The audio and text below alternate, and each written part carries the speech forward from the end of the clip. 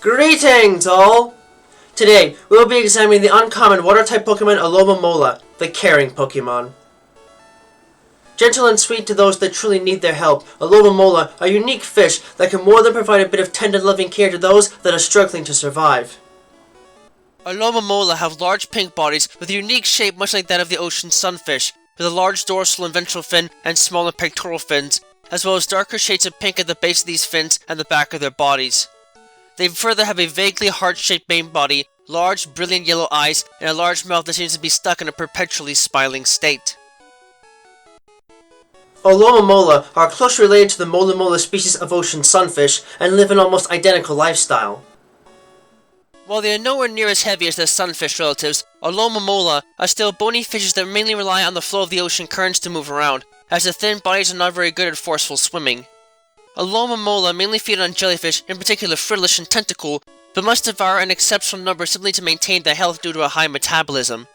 Although their scales are rather flimsy and easily buckle under pressure, Alomomola are gifted among fish in that the thin layer of muscle and fat lining their bodies is exceptionally dense, granting them incredible vitality and the ability to take a considerable amount of damage before finally perishing.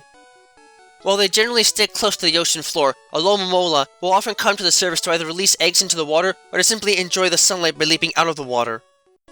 Although Alomomola have been hunted for decades because of their durable but delicious meat, they are in no danger of extinction because females release tremendous volumes of eggs every summer. So many in fact that they actually turn the water around them pink for a few minutes before the eggs settle out and fall beneath the waves. The survival of the species in turn is helped by the fact that Alomomola are usually not hunted by predators, except for the occasional Sharpedo, for one simple reason: they are the caregivers of the fish world. Alomomola generate a thin, slimy mucus around their bodies that acts as a potent healing tonic when ingested orally or through the bloodstream, quickly disinfecting anybody it touches and reviving them to full health within a matter of hours. Stranger still, Alomomola are more than aware of this and openly take care of any creature they come across that is wounded, regardless if it is an infant horsey or a fully grown wailord. This even applies to predators, including monsters like Sharpedo or the more commonplace great whale shark.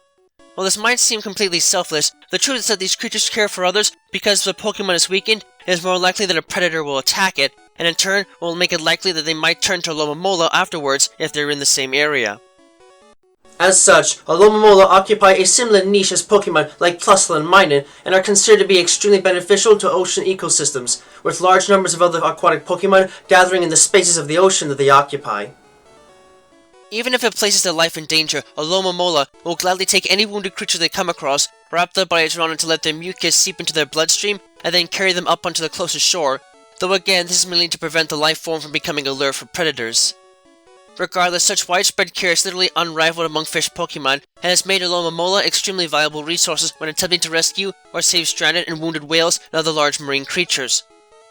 It's not even uncommon to even see them in the presence of fishermen when they are going on long voyages, so as they can be used as a substitute for a doctor and or medicine. All of this translates quite well into their abilities, as the healing attributes allow them to possess healer and hydration as base abilities, while those that can generate especially powerful tonics for their own health can also have regenerator as a hidden ability. As far as the stats are concerned though, these large fish are not that gifted and tend to fall behind in almost every way from the norm. The only exception is their base HP stat, which is incredibly high and more than above average for a fully evolved water-type Pokemon, so they can certainly take quite a bit of punishment before falling in battle. These fish are a gorgeous sight for many, and more than show that the ocean is full of life forms that can not just be dangerous, but also healers and caregivers as well. While Alomomola might not have much to work with from a combat perspective, their entire deal is to avoid conflict if at all possible anyways, so this is really of much concern to them. In the wild and in their element, these beasts will do whatever it takes to make sure that others are kept healthy and clean and free from harm, and while they might do this out of a concern for their own safety rather than selflessness, that doesn't matter at all that much when the results are pretty much the same. As such, you should keep your eyes peeled for these creatures, as they can make just about any injury better as long as you are brave enough to enter the water with them. With more HP than many could dream of in the water, and a penchant for helping those in the greatest of physical needs, it can be said that Alomomola are a welcome sight for all that dwell in their habitat.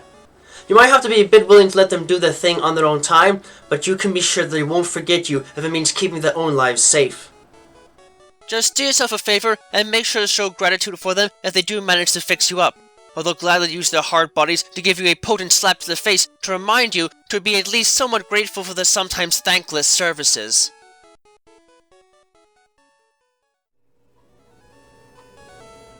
Thank you for watching this video. It brings me great joy to be able to speak to you all in the world each and every time we meet like this, to explore the many different facets of both the world of Pokemon as we know it, and the world as we live it, through every adventure we have with Pokemon by our side. If you'd like to, please subscribe, ring the bell and all that jazz, to keep yourself updated on content uploads and other materials of the like. You can also follow me on Twitter if you'd like to know right away when something new is uploaded, and my written works, from which most of this is based on, can be found on DeviantArt. Links to both can be found in the description down below. Remember that the world of Pokemon is a place full of wonder and mystery, and you never know what to expect. So, stay vigilant, keep watch, and always be prepared for the unexpected. Until next time, trainers and friends of all sorts, have a wonderful time.